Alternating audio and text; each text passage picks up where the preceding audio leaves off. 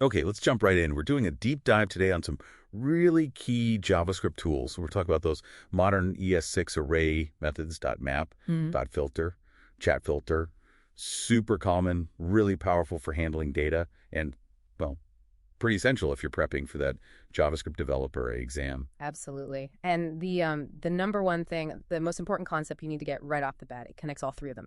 It's immutability. Immutability. Yep. Okay. What does that mean in practice here? It means these methods, they don't mess with your original array. They don't change it at all. Instead, they return something brand new. It might be a new array, or sometimes, like with .reduce, a single new value. Your original data stays exactly as it was, untouched. Right, and that's not just academic, is it?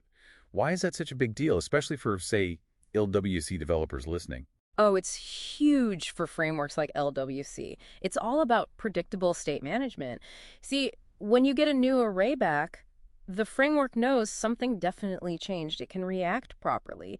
If you if you just modified the old array, directly mutated it, the change detection might miss it completely. That leads to these really nasty bugs where your UI doesn't update and you have no idea why. Using these methods kind of forces you into best practices. Okay, that makes sense. Predictability. Yeah. So let's start with the first one. We have a bunch of data, maybe sales records, and we need to change each one somehow. That sounds like .map, right? The transformer. Exactly. Think of an assembly line. Every single item goes onto the belt, gets transformed, and comes off the other side. Maybe you need to add tax to every price, or maybe format all the customer names to uppercase, something like that. And the key thing for an exam question would be, The output array always has the same length as the input array. One item in, one item out. If the task is a straight one-to-one change for every element, .map is almost certainly your tool. Just got to remember that little callback function needs a return statement. Forget that, and you just get an array full of undefined. Not very useful. right, return is key. Okay, so .map changes everything. But what if I don't want everything? What if I only want the sales records from, like, the last quarter? Or only the ones marked priority? So now you're not transforming, you're selecting. That's .filter. This is like your quality control check. A Well, gatekeeper. Okay, gatekeeper. So some things get through, some don't. Precisely. Only the items that pass your test condition make it into the new array, which means the output array from .filter will be shorter than or possibly the same length as the original, never longer. And the test itself, that callback function, Mm, it works differently than .maps, doesn't it? totally different. For .filter, the callback must return a Boolean, true or false. True means keep this item, put it in the new array. False means discard it. Got it. So find all users where is active is true. Simple Boolean check. Perfect use case, filter is purely for picking a subset based on some condition. You'd never use it if you actually wanted to change the data inside the items. That's map's job. Map transforms, filter selects. Mm-hmm. Okay, now for the one that, well, often trips people up, reduce. Yeah, reduce is definitely the most versatile, maybe the most complex initially.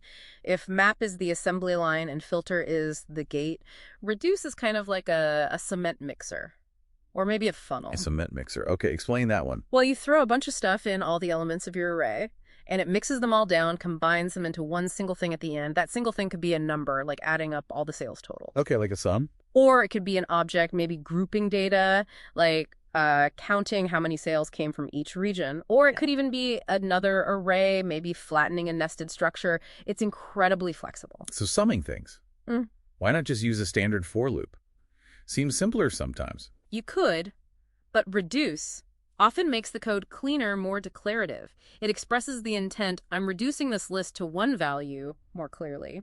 And crucially, it helps avoid managing state outside the function, keeping things tidier. But yeah, the syntax needs care. What's the tricky part of the syntax? Two main things. The callback function itself, which takes an accumulator and the current value, and the second argument to reduce that initial value. This is super important. The initial value, that's like the starting point for the mixing process, the empty bucket. Exactly. If you're summing numbers, your initial value is probably 0.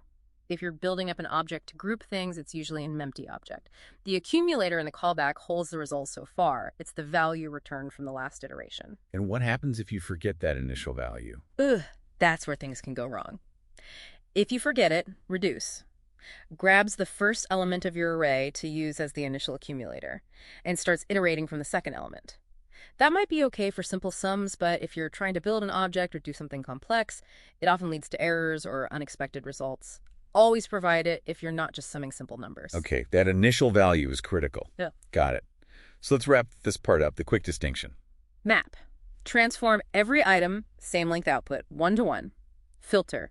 Select a subset based on a true-false test, shorter or same length output. Reduce. Aggregate everything down to a single result. Could be a number, object, anything. Takes an initial value. Map transforms, filter selects, reduce aggregates. Nice. Seems clear when you lay it out like that. Mastering those gives you a massive boost in handling data effectively in JavaScript. Yeah. But don't get too comfortable. No. What's next? Well, the next big hurdle, the thing that really underpins so much of JavaScript and often causes confusion, it's understanding this keyword, how it behaves in different situations, plus prototypes, objects, functions, classes, that whole object-oriented and functional foundation.